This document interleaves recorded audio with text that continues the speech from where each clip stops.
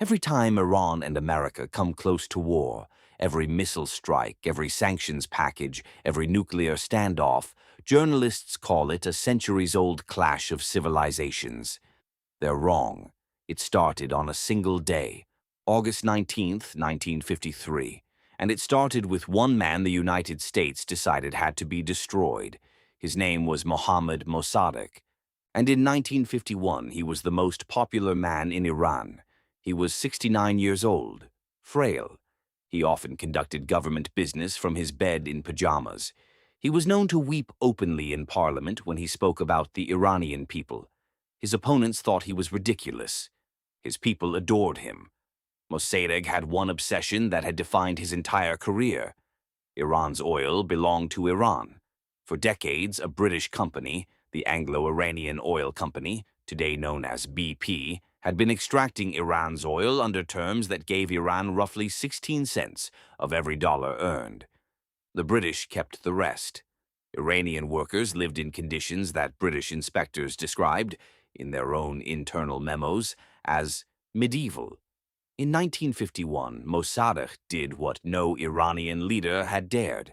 He stood before Parliament and said, "Our long years of negotiations with foreign countries have yielded no results. With the oil revenues, we could meet our entire budget and combat poverty, disease, and backwardness among our people." Parliament voted unanimously. The oil was nationalized. The British were furious. They froze Iranian assets, blockaded Iranian ports, took the case to the United Nations. And when none of that worked, they called Washington. What the CIA did next wasn't discovered by journalists. It wasn't leaked by a whistleblower. In 2013, 60 years later, the CIA published its own internal history of the operation. I'm going to tell you what it actually says. The operation had a name, TPAJAX. In Britain, they called it Operation Boot. The man chosen to run it was Kermit Roosevelt Jr., the grandson of President Theodore Roosevelt, a 37-year-old CIA officer who drove himself into Tehran hidden under a blanket in the back seat of a car. His budget, $1 million in cash. Delivered in a suitcase, adjusted for today, approximately $12 million. His mission was not to kill Mossadegh. It was something the CIA considered more effective: destroy him in the eyes of his own people. The CIA's own documents describe what happened next, in language so bureaucratic it barely conceals how monstrous the operation was. They paid Iranian newspaper editors to run fabricated stories linking Mossadegh to communist plots. They bribed members of parliament to turn against him. They hired street gangs, men who later testified they had no idea who was paying them, to start riots, attack religious figures, and blame the chaos on Mossadegh's supporters. One CIA memo from 1953 described the goal as creating a situation in which the Shah could safely dismiss Mossadegh. The memo was signed. The signatures are still redacted. On August 15th, the Shah of Iran, Mohammad Reza Pahlavi, a 33-year-old man so terrified of his own government that he slept with a gun under his pillow, signed a royal decree dismissing Mossadegh. Mossadegh refused to go. He had the law on his side. He had parliament. He had the people. So the CIA moved to Plan B, August 19th, 1953. Tehran. Kermit Roosevelt activated his network. Paid mobs flooded the streets. General Fazlollah Zahedi, a man the CIA had funded and hidden in a safe house for weeks, emerged to lead the military against the elected government.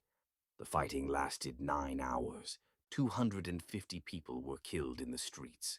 Mossadegh's home was surrounded by tanks. He climbed over his back garden wall, a 71-year-old man, and surrendered the following morning. He was arrested, tried for treason, convicted, sentenced to 3 years in prison, followed by house arrest for the remainder of his life.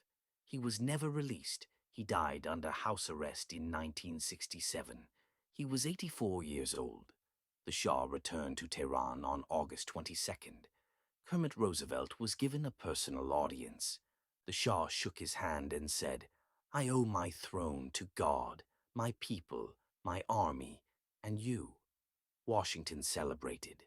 The Eisenhower administration congratulated itself on a clean, successful operation. They were catastrophically wrong. What the CIA created was not a stable ally. It was a powder keg with a 26-year fuse. The Shah, knowing now that he had American backing no matter what he did, built one of the most feared secret police forces in the world, the SAVAK, trained by the CIA and Mossad, responsible for the torture, imprisonment, and murder of thousands of Iranian dissidents over the next 2.5 decades. The Iranian people did not forget Mossadegh. They did not forget the tanks. They did not forget who paid for them. When the revolution came in 1979, it came because of 1953. The Ayatollah Khomeini built his entire movement on one promise: Iran would never again be controlled by foreign powers. "America is the great Satan," he said, and millions of Iranians who had lived through the SAVAK believed him completely. The hostage crisis, the Iran-Iraq war, the nuclear standoffs, the drone strikes, every confrontation between Iran and America for the last 45 years traces a direct line back to a CIA officer hiding under a blanket, carrying a suitcase full of cash. The CIA's own conclusion reads, "The CIA-assisted coup has since become a source of deep resentment in Iran, one that continues to this day." That is not an admission of wrongdoing. That is an understatement of civilizational proportions. Mohammad Mossadegh never lived to see what his destruction created, but the men who ordered it did. Kermit Roosevelt retired from the CIA in 1958. He went to work for Gulf Oil, one of the companies that took over Iran's nationalized oil fields after the coup. He died in 2000. He never faced charges. He never apologized. In his memoir, he called the operation the most satisfying of his career.